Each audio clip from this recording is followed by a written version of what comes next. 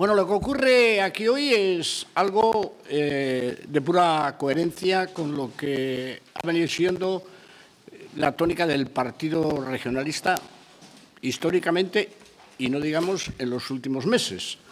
Fruto del resultado electoral, desde la primera noche dijimos que el Partido Regionalista de Cantabria estaba en disposición de facilitar un gobierno del Partido Popular, si ese era su deseo, en solitario, como lo habían expresado también en la campaña electoral, para que no tuviera que pactar con partidos que pueden significar retrocesos inasumibles para un partido como el nuestro.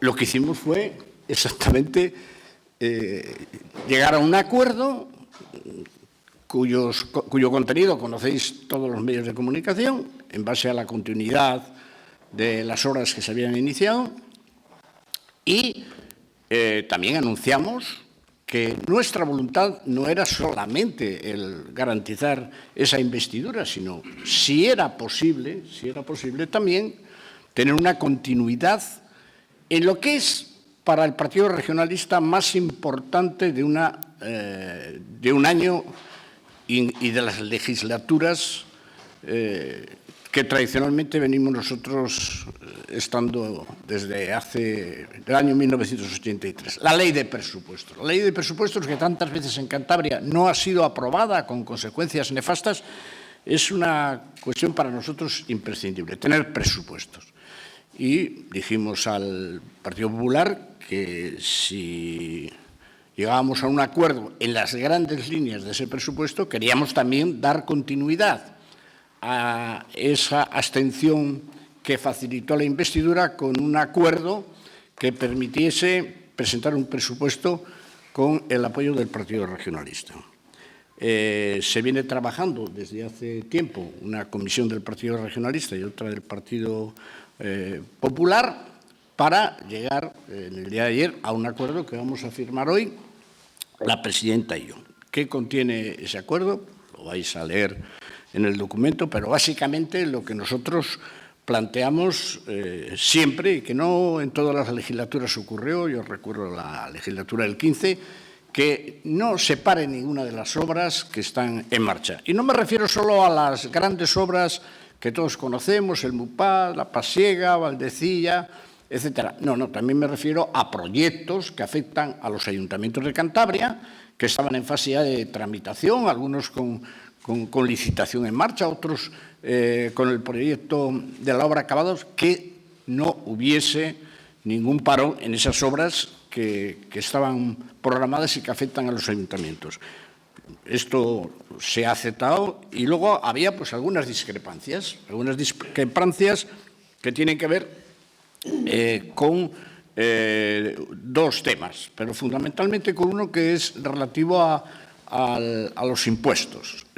Habéis escuchado a nuestro portavoz hablar de que, estando de acuerdo nosotros, básicamente en esa rebaja, la distribución de esa rebaja de la carga fiscal no era igual para todos y que para nosotros favorecía a los que tienen más rentas, a los que están por encima de un nivel de rentas por encima de los 60.000 euros, y que debiera hacerse una redistribución que facilitase, detrayendo de los beneficios a las rentas altas una cantidad que favoreciese a las bajas y a las medianas. Eso se va a recoger en los presupuestos, espero, así lo tenemos acordado. Y luego, en el tema del patrimonio, que nosotros estamos de acuerdo, porque lo llevábamos en el programa electoral, no es ninguna novedad, no es rectificación. Sin embargo, hay un problema que puede estar derivado en que los patrimonios de más de 3 millones están sujetos a un impuesto estatal de grandes fortunas que, naturalmente, si eso no se elimina, tendremos que cobrarle aquí, porque si no, eso se va a pagar en Madrid. Sería un contrasentido. Luego también pues, hemos conseguido introducir también algunas mejoras.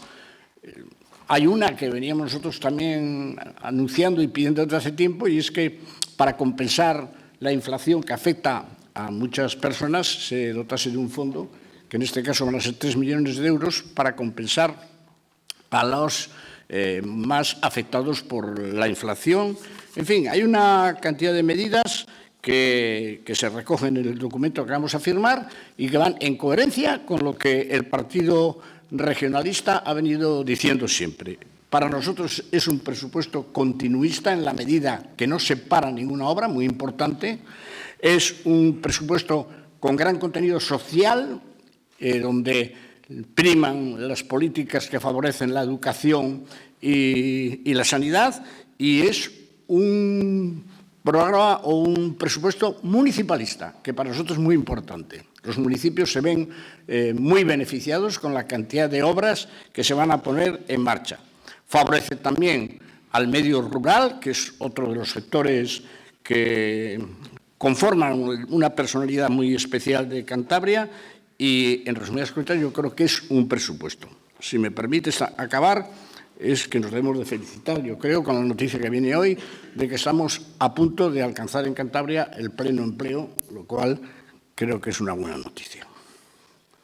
Presidenta. Muy buenos días y muchas gracias.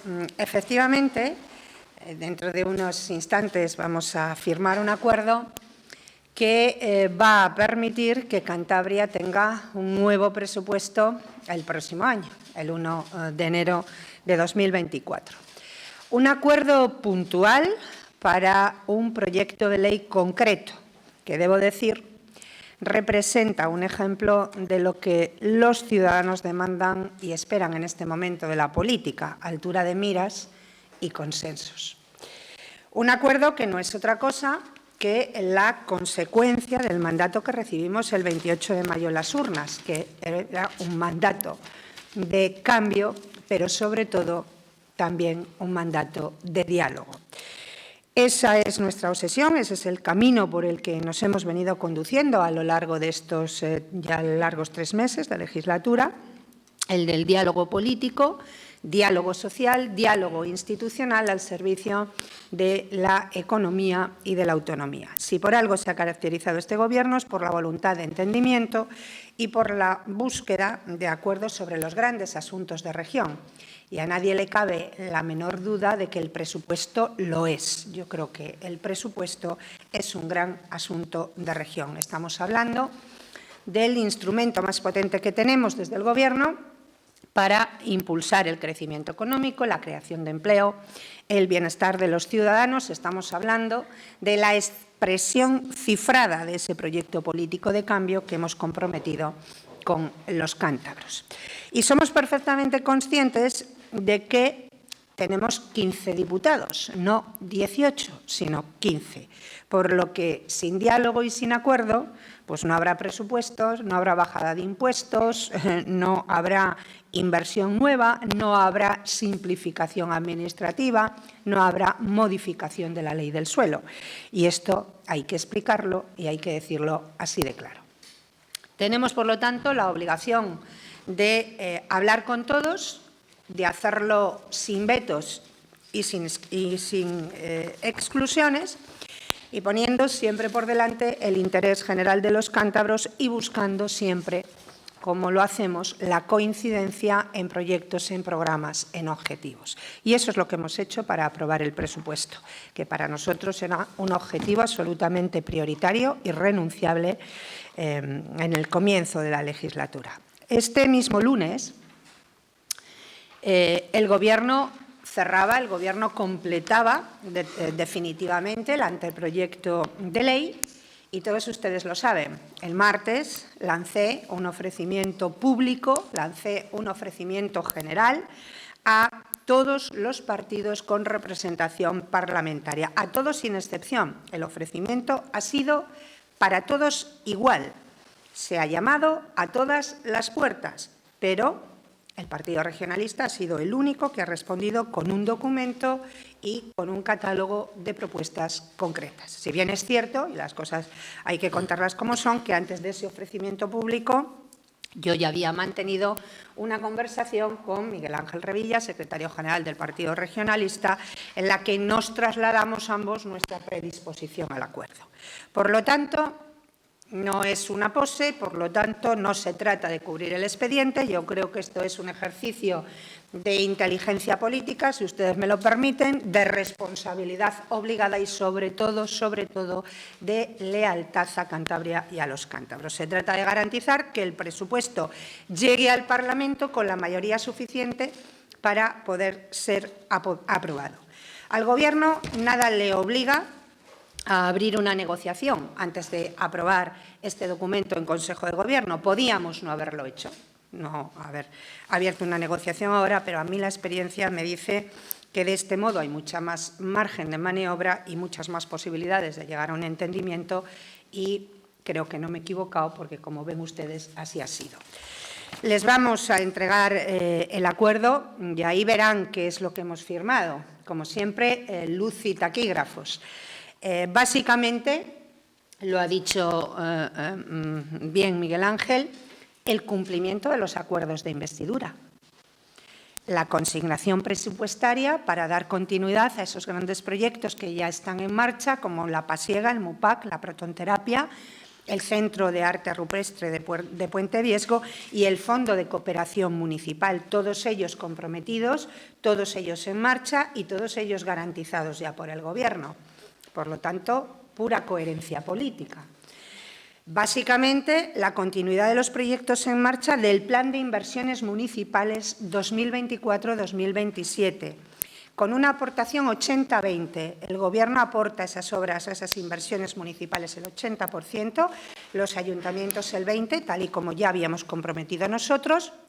Ahora bien, con lo que incluye el Partido Regionalista, se incrementa hasta el 95% la aportación del Gobierno en el caso de los municipios en riesgo de despoblación. De la misma manera que nos comprometemos a mantener e impulsar todos los proyectos pendientes, ya estén en fase de planificación, de licitación, de ejecución, que ya teníamos comprometidos con los alcaldes de cualquier signo político.